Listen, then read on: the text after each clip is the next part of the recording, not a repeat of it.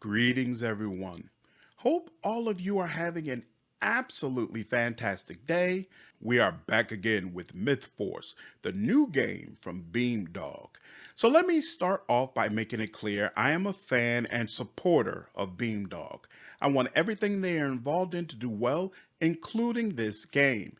I share the disappointment that their new game is not an isometric CRPG, and I will share more thoughts on that at the end of this video. At the same time, clearly an isometric CRPG is not the game they wanted to make, and they have enough goodwill with me that I support this project regardless. Usually I completely ignore these types of games, but for Beamdog, let's dive into it. Mythforce is a first-person roguelite 4-player co-op action fantasy game. A vampire lord named Daedalus has pulled together an evil army and is invading the lands of Eldrith. Victoria steps down from her position as captain of the guard and recruits a team to enter Daedalus's lands and stop him. The first thing that is obviously striking about the game is its color palette and visual style. In both the gameplay and the marketing, Beamdog wants to capture that feeling of watching old school Saturday morning cartoons that are still so beloved today.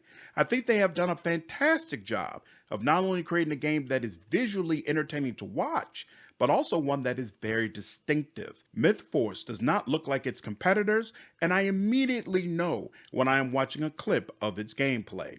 So many times when I see companies announce a new MOBA or multiplayer game, it immediately looks like a copy of something else that has worked. Major kudos to Beamdog for creating something that looks wholly unique. The music for this game is also distinctive and sounds like it's ripped straight from the cartoons the game emulates. In addition to the gameplay trailer, a video was released for the main theme song. I don't care what anybody says, that song slaps. It's corny, but it's also absolutely fantastic and fits this theme. I will leave a link for it below. Currently in early access, you have 4 different characters to choose from who all closely align to D&D archetypes. Victoria is a knight who serves as the tank while also possessing crowd control abilities. Rico is a rogue who deals close-range single-target damage. Hawkins is a ranger and a hunter who deals long-range damage. Finally, Maggie is a mage who obviously can cast spells. Luke can significantly change what type of role a character plays. You might start a level thinking Victoria will serve as a pure tank, but then a chest gives you a spellbook that lets her cast fire magic. It's completely random what you will pick up on any given level and how that changes your decision making. Quick note, if you are enjoying this video, I would appreciate you hitting the like button. It really helps the channel and spreads the content to more people. I appreciate all the support. Dungeons are procedurally generated and difficulty scales based on how many people are in the party, so you can play alone if you prefer. Like any good roguelite, the difficulty is tuned in a way where you will die repeatedly on the same level, slowly gaining power until you are good enough to advance further in. It's very difficult to avoid damage, healing potions are rare, and it takes almost 10 seconds for party members to revive each other. Enemy types change and get more difficult as you go deeper into the dungeon. Beamdog is focused on making the game family friendly, so there's virtually no blood or gore. Instead, when enemies die, there are a wealth of standard cartoony death scenes that will occur, such as them puffing into smoke or phasing back into their dimension. You level up in 2 different ways. While you are playing the game, your actual character will gain levels and grow more powerful. When you die solo or your team is wiped, those levels go back to 0. Outside of the game, you will have a rank that steadily increases and allows you to pick specific perks. This system will let you steadily increase in power while still maintaining the feeling of starting from square one when you die. Mythforce Early Access will be available April 20th exclusively on the Epic Games Store. Upon release, it will only support keyboard and mouse play, but down the line, controller support will definitely be added. Beamdog was hesitant to confirm there will be a console release, but it definitely seems like there will be at some point. Alright, now that we've gotten through the details, let me provide my personal thoughts. First, I want to reiterate that I think Beamdog has created something that looks like real art. Creative and unique. I did not have Beamdog provide the most visually distinctive video game marketing I've seen in years, but that's where we are. I have no doubt the artists and many of the people working at the company are very excited about this venture and have found working on this game artistically rewarding.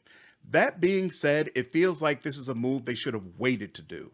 The aesthetic they have created would have been perfect for an RPG, even if they didn't want to do an isometric one.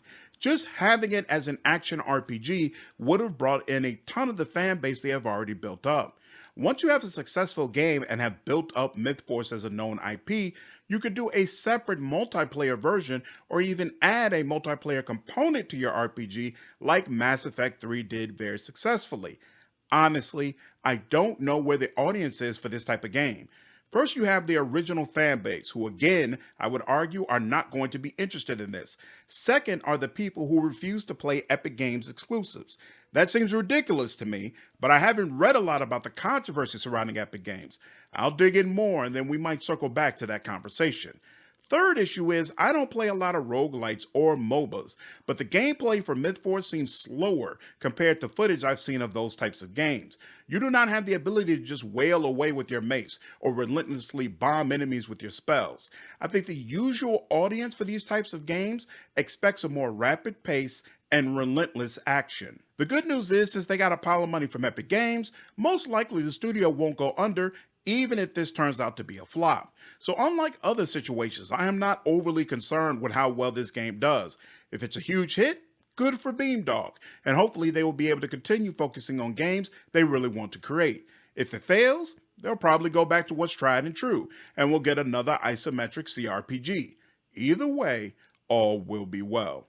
Regardless, I will be checking this out next week and look forward to providing you more content on the game. Hope all of you enjoyed this video. If you did, please leave me a like, share this content, and subscribe to the channel if you haven't already. I will see you all in the next video. Take care.